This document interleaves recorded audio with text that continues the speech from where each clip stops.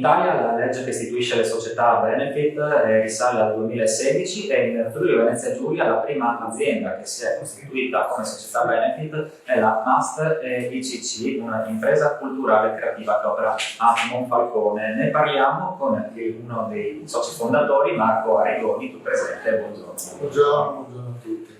Allora, innanzitutto che cosa vi ha permesso di avere questo primato, di essere i primi in Friuli Venezia Giulia a diventare società benefit?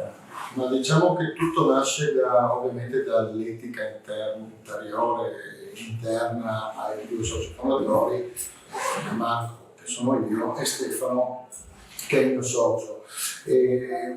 Questo concetto di profondo, etico, di sostenibilità, di vedere il sociale come parte attiva della società e dell'impresa che si andava a costituire, ha fatto sì che, scoprendo questo nuovo sistema, questo nuovo paradigma nato nel 2016 in Italia, normato in Italia, ha fatto sì che decidessimo, costituendo questa nuova società, di usare, diventare subito una società benefit, ancora prima che tutti sapessero cosa sono le società benefit. Quindi credo che in ogni caso in questo momento è un piccolo vanto che possiamo ottenere qui. E quali sono i requisiti che vi consentono, diciamo, di avere questo status? I requisiti sono innanzitutto la capacità della nostra azienda di lavorare ed operare con i territori. Questo è un concetto fondamentale per noi, perché non avendo una struttura con dipendenti, noi abbiamo dei collaboratori e le aziende con cui noi operiamo prevalentemente, diciamo, azzarderei sul 90%, 95-90% sono aziende del territorio della regione Friuli Venezia Giulia. Quindi questo è un concetto molto importante. Poi anche capire che l'impresa deve diventare di nuovo il concetto primordiale dell'impresa, quindi risolvere e dare risposte ai bisogni della comunità in cui si vive. Per voi che cosa significa essere impresa culturale creativa? Quali sono le azioni concrete che andate a implementare, sempre con un occhio di riguardo verso chi vi sta accanto?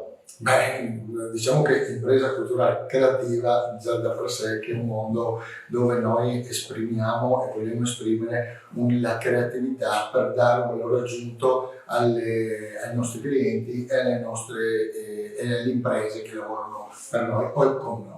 Questo è fondamentale. Poi dopo Must ha un brand, proprietario di un brand che si chiama De Gusto, con il quale abbiamo sviluppato un progetto, stiamo sviluppando anzi un progetto con la Regione Friuli Venezia Giulia e l'area di ricerca per la valorizzazione dei prodotti agroalimentari del Friuli Venezia Giulia. Quindi è importante questo perché la creatività dovrebbe, anzi dà sicuramente un valore aggiunto a tutte quelle piccole aziende che producono e lavorano sul territorio ma hanno bisogno di sviluppare una sorta di visibilità nel mercato.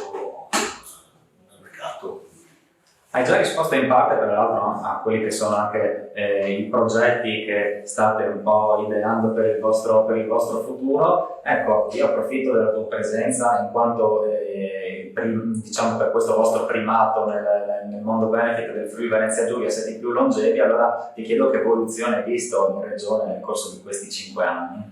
Allora, diciamo che è stata un'evoluzione abbastanza veloce e rapida, togliendo naturalmente i 2 anni purtroppo di pandemia, ma togliendo questi 2 anni c'è stata un'evoluzione secondo noi abbastanza veloce e rapida, e proprio anche con l'evento che c'è stato fatto in questi giorni si capisce che c'è la necessità di andare verso a questo nuovo paradigma, a questo nuovo sistema di rapporti, di sostenibilità sia ambientale sia sociale, in modo da rendere una comunità un po' più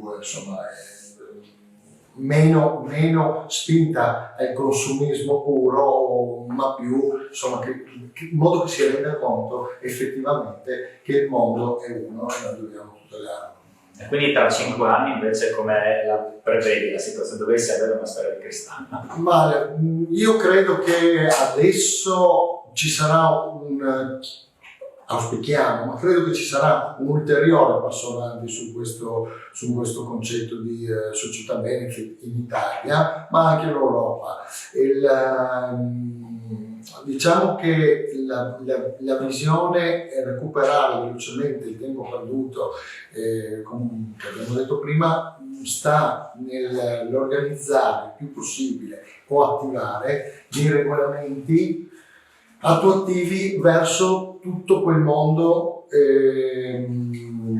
pubblico per aiutare a rappresentare le aziende e quindi dargli questo spazio e il merito che hanno mantenendo questo status. Grazie allora a Marco Arrigoni di Maslo e in bocca al lupo per proseguire la vostra attività. Grazie a tutti, grazie a voi.